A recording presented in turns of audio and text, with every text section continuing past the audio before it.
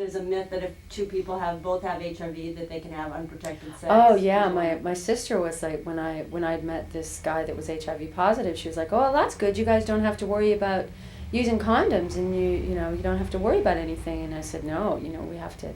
You can be reinfected over and over again, and I might have a passive strain, which I like to think, and he might have a real aggressive strain. And I was in a relationship, and he just made me feel dirty, and I felt I didn't deserve that. So I was the one that would not participate in any sexual activity.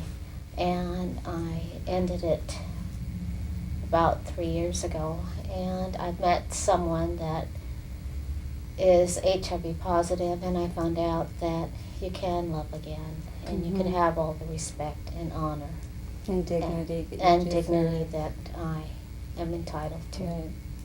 When I had the heart problem, our sexual relationship ended for a while because I just was not able to have sex.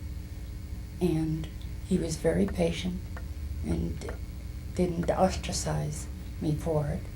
Then, of course, with the AIDS diagnosis on top of that, psychologically it did a great deal of damage on both of these diseases, so that our sex life is almost not there. We hug, we kiss, we play, and yeah, I was just going to say, there's more to just it's more than just sex. intercourse. There's intimacy and there's love, there's hugging, and there's cuddling kissing and cuddling. And last year, I met this wonderful man, and he entered into my life, and it was really nice. Unfortunately, he was also dealing with this disease, and he passed away. But it was a really good relationship, and from that, it gave me determination, encouragement that you can meet someone that's there for you, and you'll be there for them. I was infected approximately about 9 months when I go to this retreat every year up in Presentation Center. It's a AA retreat. I met a woman there, and she was clean and sober also. And we took many walks and we talked, and she asked if she could call me. And I was nervous about it, and had talked to Cindy about it and asked her, what should I do? And what I decided to do was, when she called, tell her that I was HIV positive. And I did do that because she was calling to date me. And I felt that she had a right to know. We did date for approximately 8 months. And she did educate herself about the disease. I have to give her credit for that. She did find out everything she needed to know about safe sex and how you get the disease and how it's transmitted. But when it came to really facing an illness, she couldn't handle it. And so she just up and left. And that showed me that she wasn't the kind of person that I would want to spend my life with, whatever time I had left, because there's more to a relationship than making love or, being friends. It's being there for each other. Out of that came my relationship with Cindy, to start to grow in a different direction from us just being friends. Cindy and I went on a Caribbean cruise, and we actually went on a Caribbean cruise for me to get over this woman. And it was kind of funny because I have always loved Cindy, and we were together before for 4 years.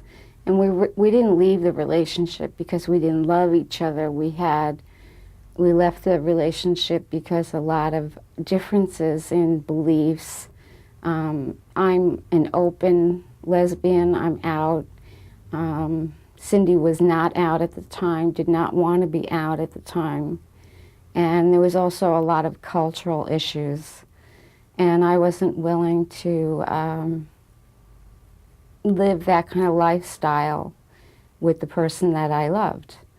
And so we went on this cruise, and I found myself being really attracted to Cindy again and feeling this love for her as a partner instead of just as a friend, and so was she.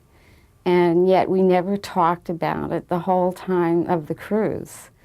I fell in love with Peggy again and realized that, at first I thought, well, I was having feelings about her before we even went on the cruise, but I didn't want to jeopardize the friendship that we had, thinking, well, we're such good friends and we've already been down the other road before, maybe we should just keep it this way.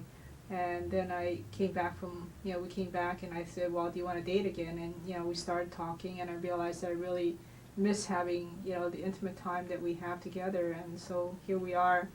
And I think this time it's rare that people have a second chance. And I think I'm one of the fortunate ones, or we are, in being able to, have a second chance at a life together.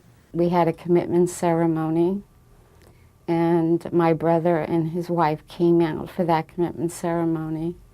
And she is, she's like the light in my darkest days, when I'm depressed, when this disease makes me sick. This time we'll take it slowly and, talk things out more.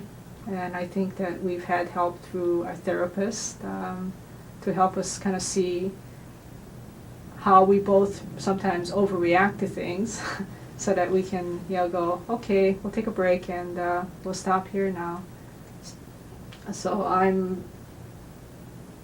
don't know what's going to happen for us in the future, but day to day, I think, it's still a good life, and I think that we are very fortunate to have each other. I'm grateful for my own health, and that I can, continue to be of service to people who come to see me in my practice and be able to help people. So I think that helps me to know that I'm being of service and doing something valuable. It still at the same time makes me feel a little bit inadequate, because I wish there was something more that I could do for Peggy, and there are times when there's nothing I can do except just be there.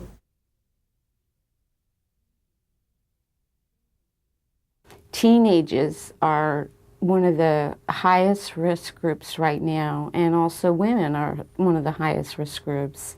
There's this program called the Wedge Group, and they go into the schools and educate teenagers.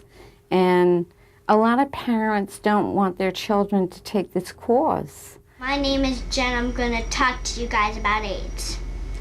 My Aunt Peggy has HIV. I used to be scared of AIDS and HIV because I was scared that I would catch it someday from people coughing at my school. Except then when I went to this show with my class one day, and you know how you could get AIDS or HIV? Well, you have to drink 8 gallons of saliva to get HIV. You could get AIDS from somebody who has an open cut, and you have an open cut. Everybody talked all about it to their friends and family, and then we became not to be scared of AIDS.